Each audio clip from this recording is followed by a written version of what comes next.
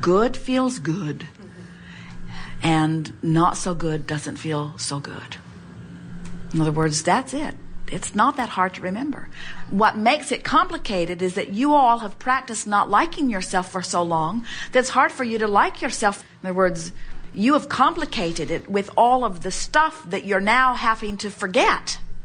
What we're asking you to remember is you're good, life's supposed to be good, source energy flows to you, and if you weren't doing all of those things you do to keep that from happening, you'd be thriving. We don't think that's so much to remember. So different people hear different things. Esther remembers that when she heard about the focus wheel, it helped her to focus in a more positive way more quickly. Have you heard that one? That's not even on your list, is it?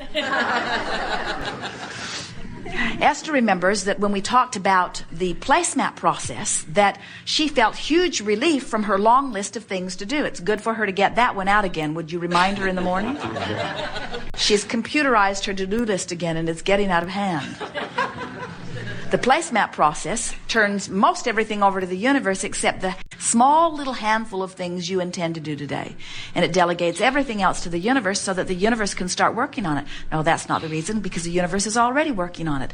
But it changes your expectation. It makes you release your struggle over it because you think you've delegated it to someone else. So everything that we offer is just to get you to lighten up a little bit. And different things strike different people in different ways. We've never expected you to remember them all and apply them all. We just encourage you to reach into your bag of tricks and apply anything that feels comfortable to you.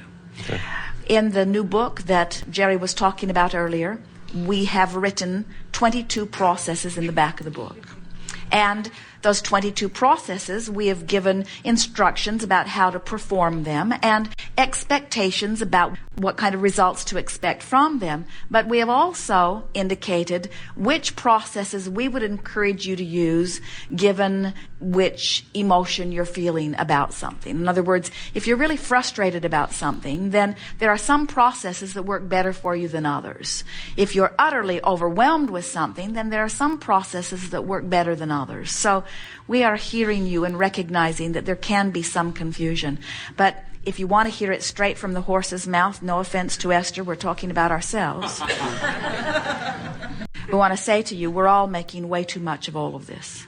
Way, way, way too much of all of this. Life does not need to be complicated. Keep it simple and feel good. You have come into this environment expecting to have a glorious time. And if anything has gone wrong or gotten out of balance for humans, it is that you're striving so hard to achieve approval from someone who is not asking for approval or does not have the ability to really give you what you're asking for. In other words, if you're looking for approval from other humans, they might want to approve of you, but they have no reward to give you because you have pleased them. Other than maybe they won't drop a bomb on you if you please them. The reward that you're really looking for, and the only place that any reward can really come, is the reward of alignment with the source that is you. And that source is not asking for you to do anything to please it in order to grant you what you're reaching for. It's offered always, every time, anyway. Mm-hmm. We played with Jerry and Esther recently because they get very busy. They commit to many things. And Esther said, you know, we always commit to them from our place of really being lined up and feeling like we can do anything. And then the time for the manifestation comes about, and then there's more to do than there's physical time to do it. And so we were teasing them a little bit, and we said, now let's see. You are really, really busy to the point of discomfort sometimes so that you can teach others how to live a joyful life. Something a little screwy in that. And so what they're always trying to do is, no matter what's happening, remind themselves that they have the potential for living an utterly joyful life, you see. When you realize that moment by moment, the potential for joy is there, and life is delivering to you endless ways in order to manifest it, then you just can't get it wrong, and you don't need to worry about getting it right because you can't get it wrong. And then you just lighten up and start enjoying the journey. When you embark upon a vacation, you plan for it and you prepare yourself for it and you get ready for it. You save your money and you make your plans. And do you announce to your friends, or do they ask of you, what is it that you hope to achieve on this journey? In other words, what life goals will this vacation fulfill? In other words, you're not going to go get a college degree. And if such a question would come to you, you would find it odd. You would say, hey, I'm just going to have a good time. We just want to go chill out. We just want to relax. We just want to have fun. We just want to get to know each other more. We just want to have a good time. Hopefully we'll see some things that are thrilling to us. Isn't that the way you approach a vacation? And it's that identical mindset that we offer every process about. In other words, every process that we offer is not to give you something else to do so that you'll earn something else. Every process that we offer is so that you can feel that way about this life experience that you're living.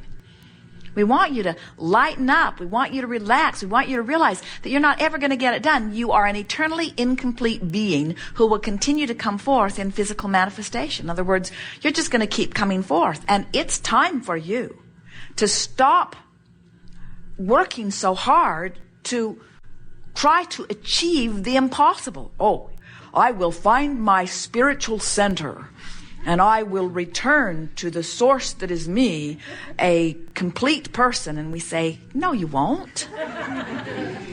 You'll croak just like everybody else. You'll be utterly incomplete. You'll reemerge into non-physical and you'll say, man, was that fun? What a wonderful experience that was. So much potential for so much and so much specific focus. And ooh, I loved being in that body. I loved being in that body. I loved having all of those vibrational sensors giving me all of that data. And then you'll say, here I go again.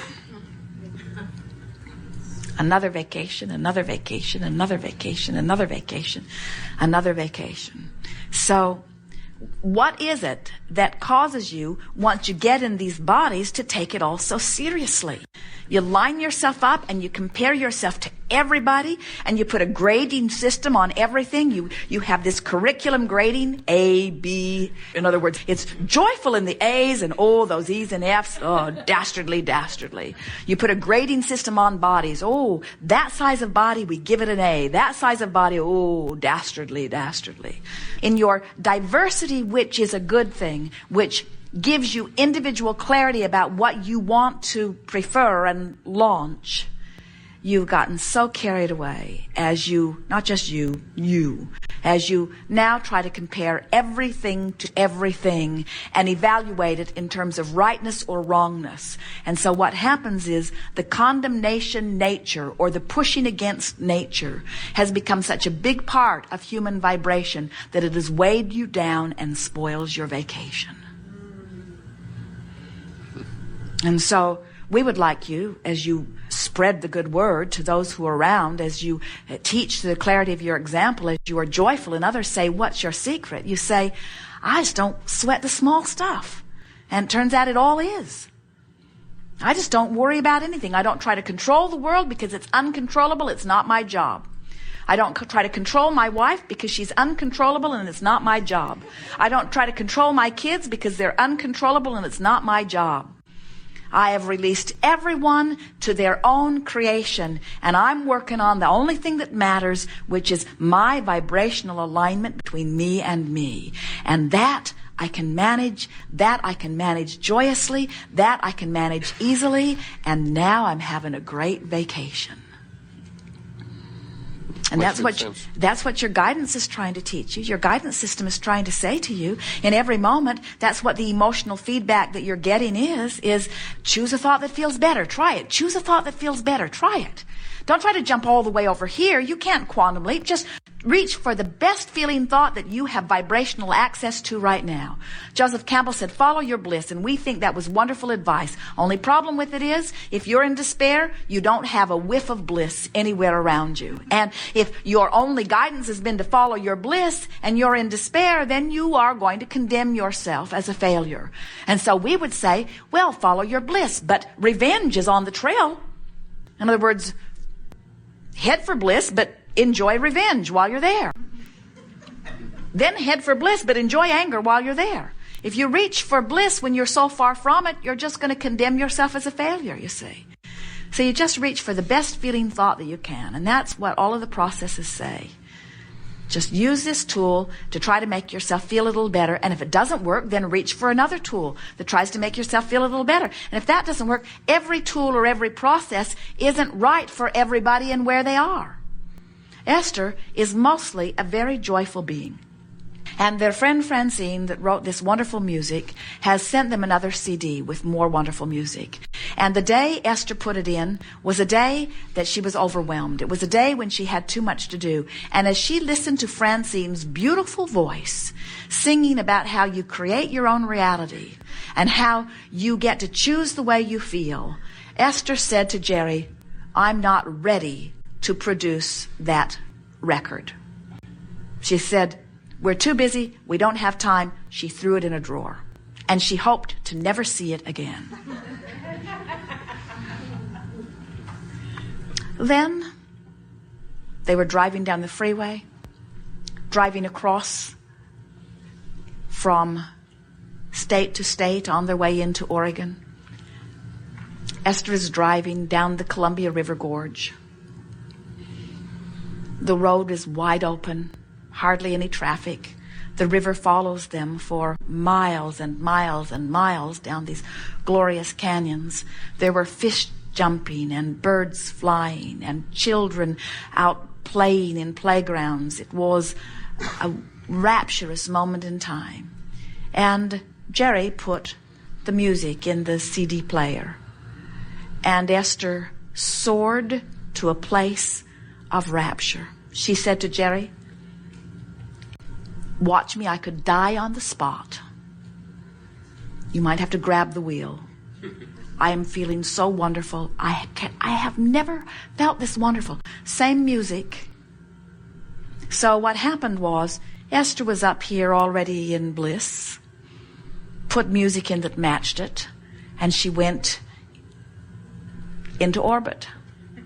When Esther was in frustration, put the music in, there was irritation from it, you see. And that's why we offer so many processes.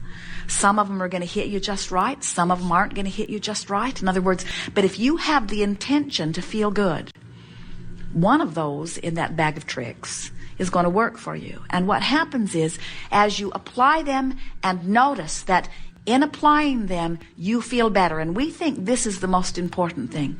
You know, we offer endless processes, and we hardly see anybody effectively using any of them. Interesting, isn't it? You'd think that we'd stop offering them.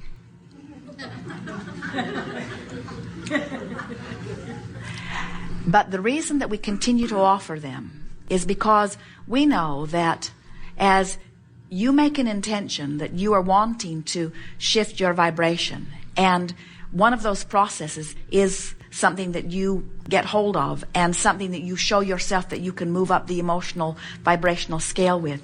Now you've got a tool that will always work for you.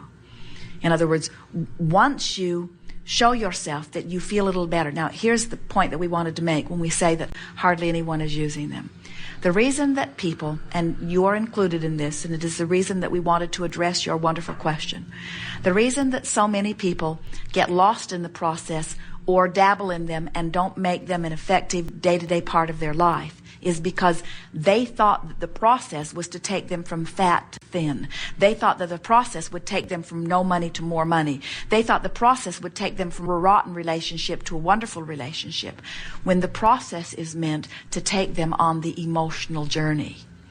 The process, if you will apply it, no matter which one you pick up, will shift the way you feel. It is our promise that once that happens consistently, the manifestation will follow. And even though we've said that, with every process that we've offered, people still are looking for a tool that will fix what's broken in their life. And they want the manifestation to change right away. So, if you haven't been finding fun and success in these processes, we suspect that it's because you have not understood that they are processes that will help you shift emotionally and shift vibrationally. And once that's done, everything else will fall into place.